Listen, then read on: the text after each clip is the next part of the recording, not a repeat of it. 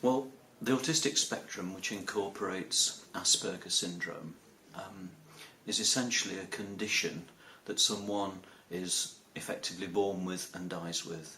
It's developmental in the sense that it will change throughout the period of their life, dependent on external experiences, but essentially it's a lifelong experience, and it really is an experience. Critical to that, I think, is the kind of support, inputs, responses that autistic people get from people around them. And I suppose to some extent, because making sense of those inputs, experiences, responses is different in an autistic person, it can actually make life quite confusing for them. The best way I can describe it, though, is to suggest to you that the brain of an autistic person, whilst there are some minor physiological differences in it, is essentially wired slightly differently. And that's really important, because often people talk about having autistic characteristics, which of course is perfectly possible. You know, some people like sitting in the same chair, some people like drinking the same brand of tea, some people like going on exactly the same walk with their dog over and over again, but it doesn't make them autistic.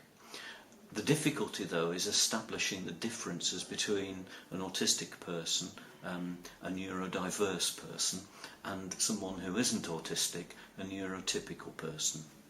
And essentially, this brain wiring difference means that there is a fundamental, profound and absolute difference. You cannot be a bit autistic. You either are or you're not. And I think that is the significant thing that we've got to bear in mind when working with people on the autistic spectrum.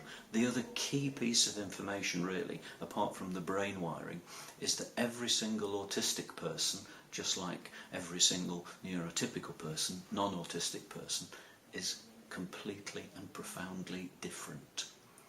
All autistic people are individuals, and that is really very, very significant in the training programs that are devised to help professionals and parents and carers support autistic people, adults and children effectively.